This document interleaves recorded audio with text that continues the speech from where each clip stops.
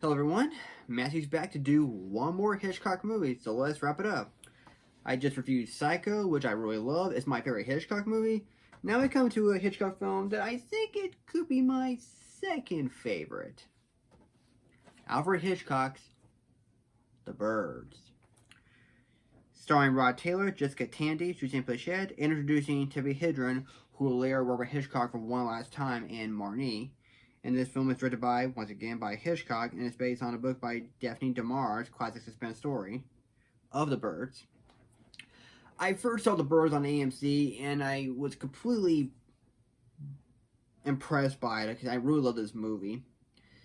And I'm going to explain why, but first, here's the film's backstory.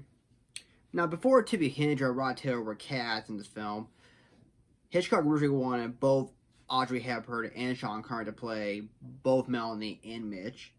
And while the film itself contains no music at all, the film does receive a sound consultant credit by Bernard Herrmann, which of course that was like one of Bernard Herrmann's ideas. Thought the film works best if it has no music but just hear the sounds of the birds making noises. And of course, Hitchcock revealed on the Dick Cavett show that there were like 32,000 birds that are trained for this movie. And of course, the film debuted on March 1963, as it earned mixed reviews but later gained positive reviews by critics and became a box office by grossing $11.4 million against its $3.2 million budget. The film did earn one Oscar nomination for the visual effects, but was given to Cleopatra.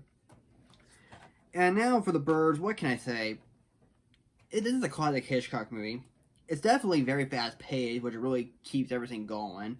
I really love the story itself, and I really love that the film has a very strong mystery when people are always debating on why the birds are doing this and why the birds are doing that, and is there a reason why they're killing the kids? Is there a reason why they hate mankind?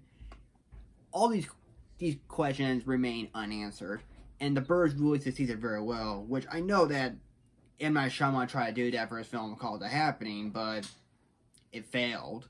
So it really wasn't explaining very well. And I thought the movie works best to have no music at all, so I thought the sounds of the birds really took over the movie very well without having any music. Which, of course, yeah, even someone named Andrew David Perkins will later make his own family version of The Birds if the film actually did have music, which is on YouTube. You can look it up. I remember seeing it on YouTube before a long time and really loved it. And it's a pretty good, like, what if this film actually did have music, but it has no music at all. And it's only split into two parts, but for some reason part one's not on there. I guess copyright infringement because of the footage. But the music isn't, so. And hey, even for a future home video release, they should probably put that fan-made score by Andrew David Perkins and put that on the future Blu-ray Ultra HD release. You can get the option of whether you want this film the way Hitchcock intended, or the one that Andrew David Perkins thought it would be cool to have music. So, but to me, as much as I like the music that Andrew David Perkins made for The Birds, but I really prefer the way that Hitchcock intended to have no music at all.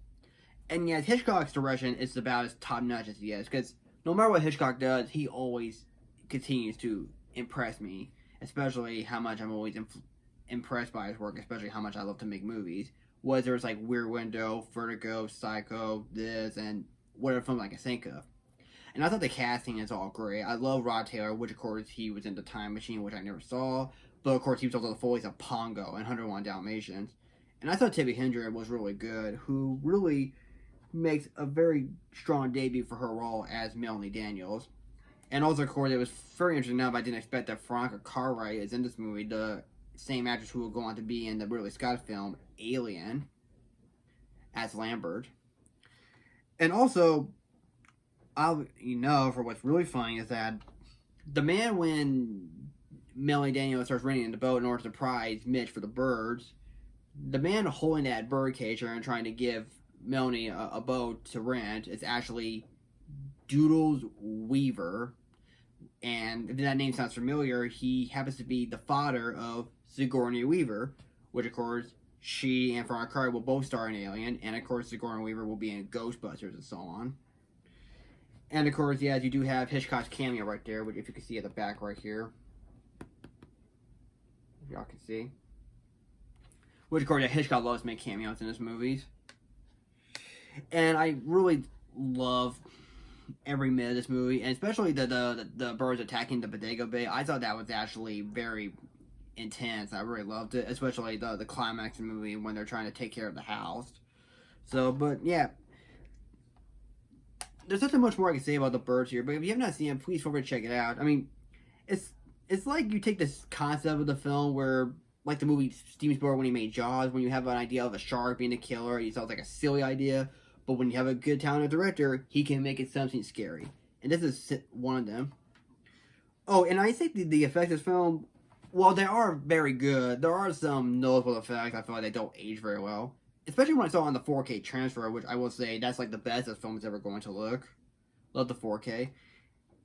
It actually does cover up some noticeable effects, even though they're still noticeable, but it tried what it can, so I won't have to notice any obvious visual effects shots. So there are some data effects there, but they don't hurt the movie. I think they're just like minor nitpicks. But everything in the movie I love, it still holds up very well. Love the effects, the music, the direction, the acting. Everything else is really good. Of course, even after this film, it really respawned like a TV movie sequel called The Birds 2 Land's End, which of course Tippi Hedren happens to be in that film. But for some reason, she's playing a different character and not her part from the first movie. And it's directed by Rick Rosenthal, who later disowned that film, which he goes by the name Alan Smizzy. And there was a talks of a remake that was going to be produced by Michael Bay and feature George Clooney and Naomi Watts, but it's not happening. So I guess they pretty much canned that idea, and especially in one of the articles says that like they're not going to produce any horror movies at all, but instead they want to make original ideas ever since they made A Quiet Place. Which is probably a good thing, and hopefully they don't, because there's no need to remake The Birds. So despite some minor effects that I point out that I don't even like, the movie itself still earned itself an A+. It would have been easily, I would have gotten this from an A, but I had to give an A+, because it just really showed that Hitchcock can still make a great movie, and especially how much I love every minute of it, and I still love it to this day. So despite the minor effects, it still earns an A+. So that is my review of all the Hitchcock movies. If you have not seen any of them, movies like Rear Window, Vertigo, or Cycle of the Birds, I sure recommend you check them out. And of course, let me know what is your first Hitchcock movie, because I know my first Hitchcock movie is Psycho. And I know that until like 1976, he'll make one more film called Family Plot, which that film features the famous composer John Williams before he will go on to Star Wars.